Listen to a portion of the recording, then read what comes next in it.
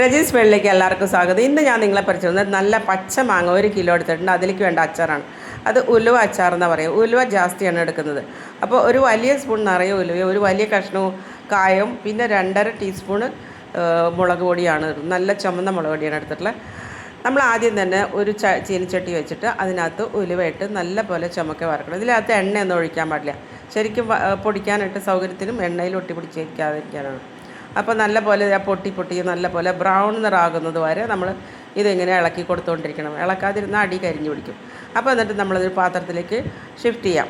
അത് കഴിഞ്ഞിട്ട് നമ്മൾക്ക് ഒരു നല്ലെണ്ണയാണ് ഞാൻ ഉപയോഗിക്കുന്നത്. നല്ലെണ്ണ മീൻ എള്ളിൻ്റെ എണ്ണ. എള്ളെണ്ണ ഒരു വലിയ സ്പൂൺ എള്ളെണ്ണ ഒഴിച്ചിട്ട് അതിലേക്ക് കായം നമ്മൾ എടുത്ത് വെച്ചില്ല, അത് നല്ല പോലെ കൈ വെച്ച് പരത്തി അതിനകത്തോട്ട് ഇടുക. അപ്പോൾ 2 വശം മൊരിയാൻ എളുപ്പത്തിനാണ് നമ്മളിത് പരത്തി എടുക്കുന്നത്.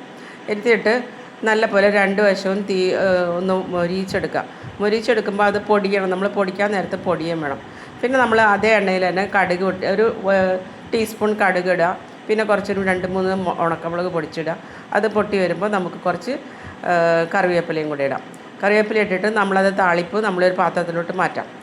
അത് കഴിഞ്ഞ് അടുത്തത് നമ്മൾ ചുവന്ന മുളക് പൊടി നന്നായിട്ടൊന്ന് ചൂടാക്കി എടുക്കണം. ആ ചീനിച്ചട്ടിയിൽ തന്നെ കുറച്ച് എണ്ണയും കൂടെ ഒഴിച്ചിട്ട് മുളക് പൊടി നമ്മൾ എടുത്ത് വെച്ച മുളക് പൊടി 2.5 വലിയ സ്പൂൺ ഉണ്ട് കേട്ടോ. നല്ലോണം എരിവുണ്ടെങ്കിൽ ടേസ്റ്റ് ഉണ്ടാവുള്ളൂ. ഇട്ട് നല്ലോണം ചൂടാക്കി നമ്മൾ പച്ചമാങ്ങയിലേക്ക് എടുത്തിടാം. അത് കഴിഞ്ഞ് അതിലേക്ക് ഒരു 1/2 കപ്പ് നല്ലെണ്ണ ഒഴിച്ച് ചൂടാക്കി കഴിഞ്ഞാൽ അത് ഓഫ് ചെയ്യാം. അത് കഴിഞ്ഞ് നമ്മൾ എടുത്തു വെച്ചിട്ടുള്ള ആ ഉലുവയും കായും ഒക്കെ നല്ലപോലെ പൊടിച്ചെടുക്കണം. അതിന് മുമ്പ് നമ്മൾ കുറച്ച് പാകത്തിന് ഉപ്പ്, അതായത് ഒരു 1/2 കപ്പ് ഉപ്പോളം വേണ്ടി വരും. നല്ല പുളിയുള്ള മാങ്ങയാണെങ്കിൽ 1/2 കപ്പ് ഉപ്പോളം വേണ്ടി വരും. പിന്നെ നമ്മൾ ആ ഉലുവയും കായും മിക്സിയിൽ നല്ലപോലെ പൊടിച്ചത് ഈ അച്ചാറിൻ്റെ കൂട്ടിലേക്ക് ഇടുക. നല്ലപോലെ ഇളക്കി യോജിപ്പിക്കുക. കല്ലുപ്പൊക്കെ ഒരു ദിവസം കൊണ്ട് അത് അലിഞ്ഞ് നല്ലപോലെ പിടിക്കും. എള്ളെണ്ണയും നല്ല ഒഴിച്ച് കഴിഞ്ഞാൽ ഇത് നല്ലൊരു അച്ചാറായി. ഇനി നമുക്കതൊരു പാത്രത്തിലേക്ക് സെർവ് ചെയ്യാം. അത് കഴിഞ്ഞ് കുപ്പിയിലാക്കി അടച്ചു വെച്ചാൽ 6 മാസം വരെ കേടുകൂടാതിരിക്കും. അപ്പോൾ എൻ്റെ ചാനൽ സബ്സ്ക്രൈബ് ചെയ്യാതെ സബ്സ്ക്രൈബ് ചെയ്യുക. Okay, by.